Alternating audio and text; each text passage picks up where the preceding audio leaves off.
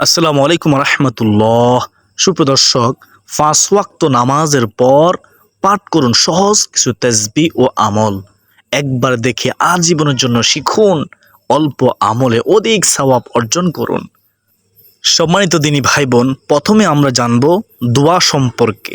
নবীজি সাল্লাল্লাহু আলাইহি ওয়াসাল্লাম কি সুসংবাদ দিয়েছেন, তারপর বিস্তারিত জানব ইনশাআল্লাহ আজ্জা ওয়া জাল্লা। দোয়া সম্পর্কে নবীজি সাল্লাল্লাহু আলাইহি ওয়াসাল্লাম কি বলেছেন? রাসূলুল্লাহ সাল্লাল্লাহু আলাইহি ওয়াসাল্লাম বলেছেন, দোয়াই মূল ইবাদত। এরপর তিনি কোরআনের এই আয়াত তেলাওয়াত করলেন এবং তোমাদের রব বলেছেন, তোমরা আমার কাছে দোয়া করো, তোমরা আমার কাছে দোয়া করো, আমি তোমাদের দোয়া কবুল করব। সুবহানাল্লাহ। মিশকাত শরীফের হাদিস নম্বর হচ্ছে 2230, তিরমিজি শরীফ, আবু দাউদ শরীফ, নাসাই শরীফ ও ইবনে মাজাহ শরীফের মধ্যে হাদিসটি রয়েছে। দোয়া গুরুত্বপূর্ণ ইবাদত। হাদিসের অনেক বর্ণায় দোয়ার এসব গুরুত্ব, মর্যাদা ও ফজিলত উঠে এসেছে। তা হলো, 1 নম্বরে হযরত আনাস রাদিয়াল্লাহু তাআলা আনহু বর্ণনা করেছেন, রাসূলুল্লাহ সাল্লাল্লাহু আলাইহি ওয়াসাল্লাম বলেছেন, দোয়া হলো ইবাদতের মগজ বা মূল বস্তু। মিশকাত শরীফের হাদিস নম্বর হচ্ছে 2231।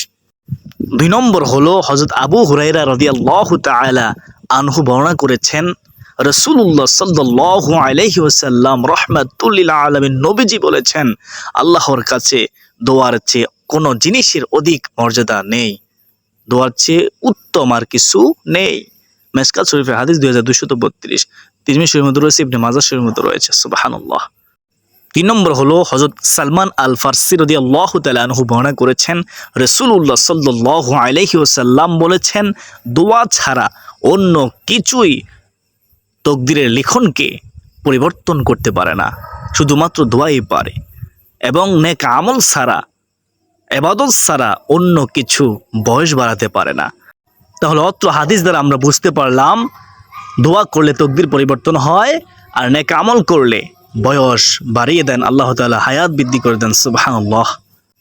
4 নম্বর হলো হযরত আব্দুল্লাহ ইবনে উমর রাদিয়াল্লাহু তাআলা আনহু বর্ণনা করেছেন, রাসূলুল্লাহ সাল্লাল্লাহু আলাইহি ওয়াসাল্লাম বলেছেন, নিঃসন্দেহে দোয়া ওইসব কিছুর জন্যই কল্যাণকামী যা সংগঠিত হয়েছে এবং যা এখনো সংগঠিত হয়নি।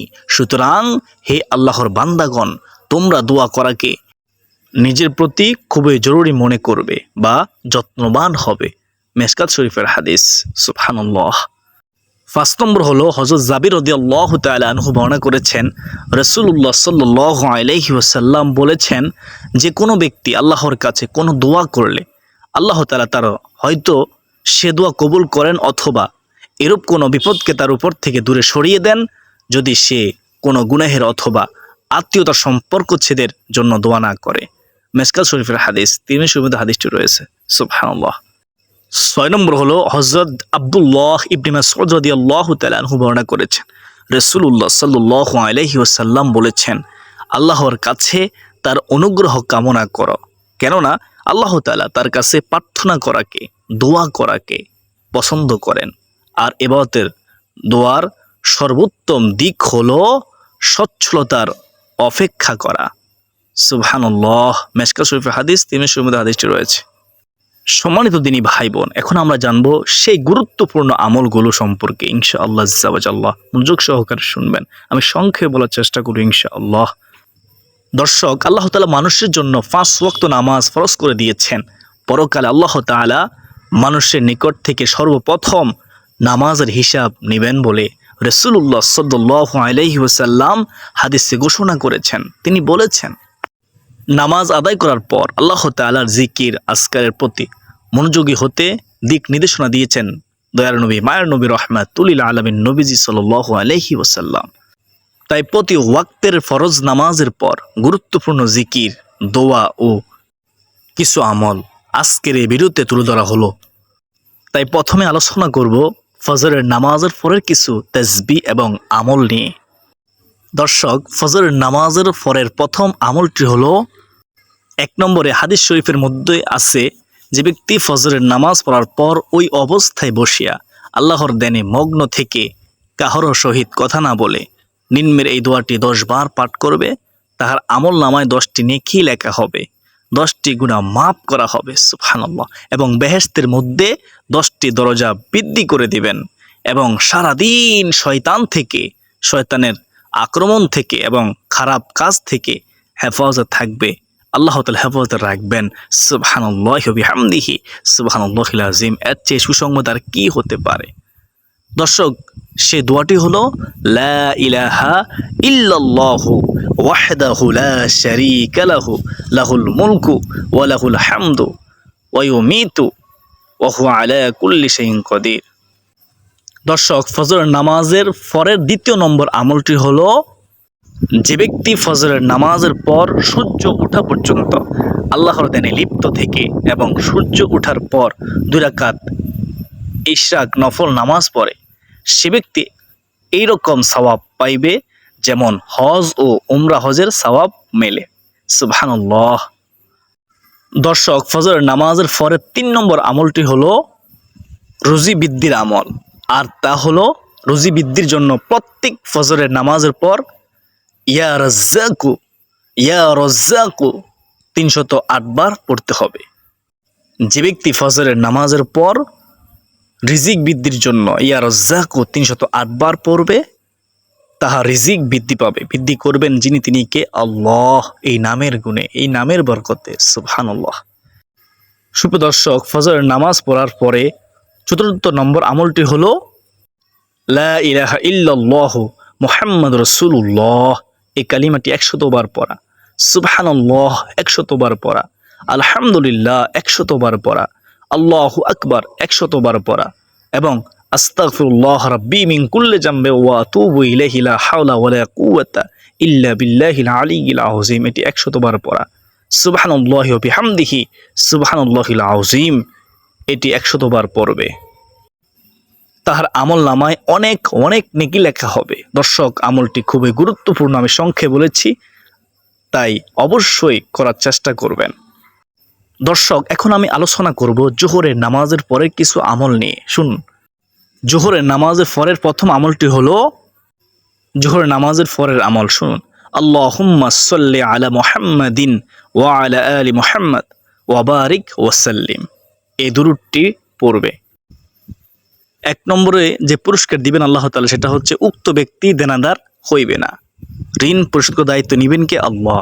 যদিও হয় তবে অল্প দিনে পরিশোধ করিতে পারিবে। 2 নম্বরে হালাল রুজি দ্বারা তার রিজিক বরকত হইবে। সুবহানাল্লাহ। 3 নম্বরে সাধারণ বিপদ মুসিবত হইতে আল্লাহ তাআলা তাহাকে নিরাপদ রাখিবেন, হেফাজত রাখবেন। 4 নম্বরে রাত দিন তাহার দ্বারা কোনো গুনাহের কাজ হবে না, গুনাহ থেকে মহান রব্বুল আলামিন হেফাজত করবেন। এই 4টি পুরস্কার পাবে যদি ওই দুরূদ শরীফটি পড়তে পারে। সুবহানাল্লাহ। ওই দুরূদ শরীফটি 100 বার পড়বেন। সম্মানিত দিনী ভাই বোনেরা, এখন শুনুন মাগরিবের নামাজের পরের আমল। মাগরিবের নামাজের পরের আমল হলো, 1 নম্বরে মাগরিবের নামাজের পরে 100 বার লা ইলাহা ইল্লাল্লাহু মুহাম্মাদুর রাসূলুল্লাহ পড়বে। পড়লে কি পুরস্কার? 1 নম্বরে দুনিয়ার কোনো প্রয়োজনীয় কাজে অপরাগ হইবে না। 2 নম্বর পুরস্কার হচ্ছে দৈনিক 5 বার আল্লাহ পাক রহমতের দৃষ্টি করিবেন। 3 নম্বর পুরস্কার হচ্ছে কিয়ামতের দিন বিপদকালে আল্লাহ তাআলা তাহার প্রতি রাজি থাকবেন। 4 নম্বর পুরস্কার হচ্ছে কবরে আযাব হইতে নিরাপদে থাকিবেন। 5 নম্বর পুরস্কার হচ্ছে মুনকার নাকিরের সওয়ালের জবাব সহজ হবে। সুবহানাল্লাহ। সহজ করে দিবেন যে তিনি কে? আল্লাহ। যদি আল্লাহর জন্য, আল্লাহকে খুশি করার জন্য আমলটি করতে পারেন। দর্শক, মাগরিব নামাজের পরের এই আমলটি সম্পর্কে আরো ভালো করে জানুন। যে ব্যক্তি মাগরিবের নামাজের পর 100 বার লা ইলাহা ইল্লাল্লাহু মুহাম্মাদুর রাসূলুল্লাহ এই কালিমাটি পড়বে, সে ব্যক্তি 5টি দিক থেকে লাভবান হবে। 1 নম্বর হলো দুনিয়ার কোনো প্রয়োজনীয় কাজে অপরাগ হইবে না। 2 নম্বরে দৈনিক 5 বার আল্লাহ পাক রহমতের দৃষ্টি করিবেন। 3 নম্বরে কিয়ামতের দিন বিপদকালে আল্লাহ তাআলা তাহার প্রতি রাজি থাকবেন। 4 নম্বরে কবরে আযাব হইতে নিরাপদে থাকিবেন। 5 নম্বরে মুনকার নাকিরের সওয়ালের জবাব সহজ হবে। সুবহানাল্লাহ। সুপ্রিয় দর্শক, এখন আমি আলোচনা করব এশার নামাজের পরের আমল সম্পর্কে। যে ব্যক্তি এশার নামাজের পর 100 বার সুবহানাল্লাহ ওয়ালহামদুলিল্লাহ ওয়া লা ইলাহা ইল্লাল্লাহু ওয়াল্লাহু আকবার ওয়া লা হাওলা ওয়া লা কুওয়াতা ইল্লা বিল্লাহিল আলিয়্যিল আযীম এই দোয়াটি পড়বে, সে ব্যক্তিও 5 দিক থেকে লাভবান হবে, অর্থাৎ 5টি পুরস্কার সে পাবে। দোয়াটি আবারও বলতেছি, সুবহানাল্লাহ ওয়ালহামদুলিল্লাহ ওয়ালা ইলাহা ইল্লাল্লাহু ওয়াল্লাহু আকবার ওয়ালা হাওলা ওয়ালা কুওয়াতা ইল্লা বিল্লাহিল আলিয়্যিল আযীম। 1 নম্বর পুরস্কার হচ্ছে 70 জন নবীর সওয়াব তাহার আমলনামায় লেখা হইবে। 2 নম্বর পুরস্কার হচ্ছে বেহেশতে তাহাকে স্বর্ণে 70টি মহল দেওয়া হবে। 3 নম্বরে নবীজির উম্মতের মধ্যে 70,000 পাপীকে সুপারিশ করার অনুমতি আল্লাহ তাআলা দান করবেন, সুবহানাল্লাহ। 4 নম্বরে কিয়ামতের দিনে নবীজির সুপারিশ পাবে। 5 নম্বরে আল্লাহর দিদার লাভ হবে, সুবহানাল্লাহ। আশা করি বুঝতে পেরেছেন।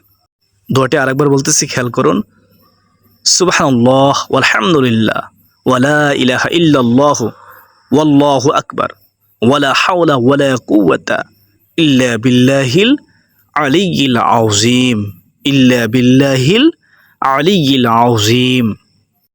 দর্শক, তো বাকি থেকে গেল আসরের নামাজের পরের আমল। আসরের নামাজের পরের আপনি যে কোনো আমল করে আল্লাহর কাছে দোয়া করবেন, কোনো নফল নামাজ আদায় করা ব্যতীত যে কোনো তাসবিহ তাহলিল এবং যে কোনো আমল করে আপনি আল্লাহর কাছে আপনি যে বিষয়েই দোয়া করবেন, আল্লাহ তাআলা আপনার সেই দোয়া কবুল করে নেবেন ইনশাআল্লাহ, কোনো সন্দেহ নেই। আল্লাহ রাসূল সাল্লাল্লাহু আলাইহি ওয়াসাল্লাম বলেছেন, আসরের নামাজের পর থেকে সূর্যাস্ত পর্যন্ত অর্থাৎ মাগরিবের আজানের আগ পর্যন্ত সময় হলো খুব গুরুত্বপূর্ণ একটি সময়। এই আসরের পর থেকে মাগরিবের নামাজের আগ পর্যন্ত সময়টি হলো দোয়া কবুলের সময়, গুরুত্বপূর্ণ, মর্যাদাপূর্ণ, মহত্বপূর্ণ একটি সময়।